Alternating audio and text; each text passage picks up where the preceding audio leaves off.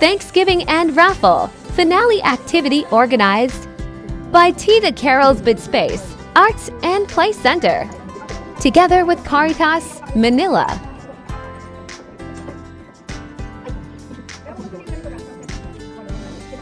Brought some segunda mona for donation and registration.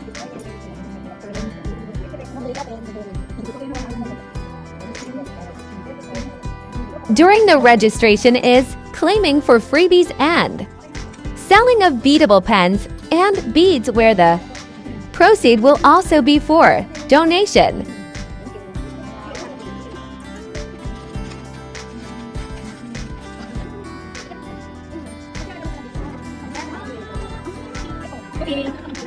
After the registration, we got the chance to play the scooping game for a freebie.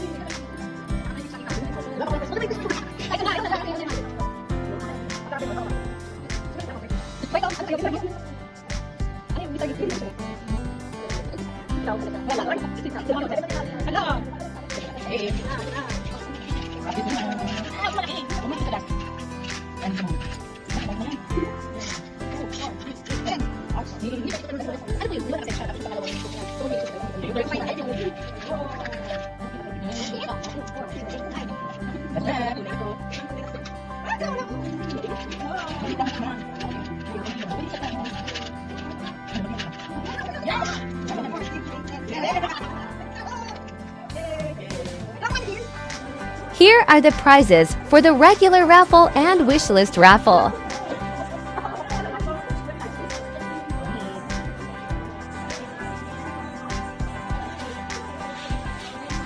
The program started with a prayer followed by the presentation of Miss Kling regarding the total donation beneficiaries and programs of Caritas Manila.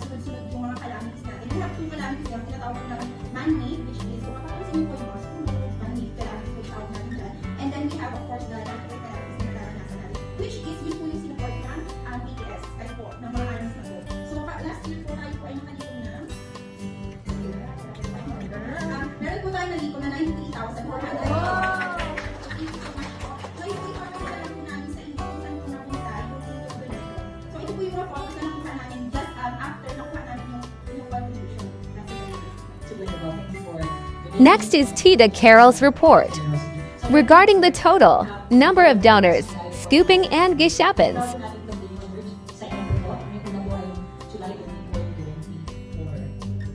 So, simula tayo 2025, 2022, 7 scoops po yung ginawa natin.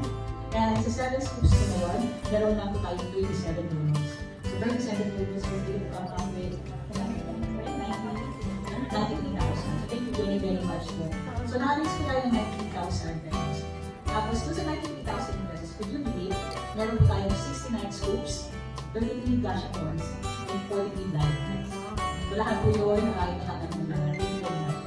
Tapos po, doon sa 37 donors, 29 ang 1 winner. Lima po rin 2 times 38, nabot po nila yung 150. Tapos meron po tayong dalawa, 4 times 38. Hindi ko po nila para makakita. So yun po. Tapos ang youngest donor po natin is 7 years old. Si Cassie po, okay, yung na-represent po siya today. Hindi ba po, represent po siya today. Tapos po, meron tayong tatlong taga-US. Si Cassie, si Mama Rin, at saka si Marco, Ireland. So, yung mga ito ang aming nagiging bansa. Okay? So, meron tayong California, isang Florida, isang Canada. Tapos po, mostly po na tumagila yung at bago po pala tumagila, I'm not alone po. I mean, nakawala sa people. But inside po, ang mga kasi if not for this very special people, can't call all of them. I mean, and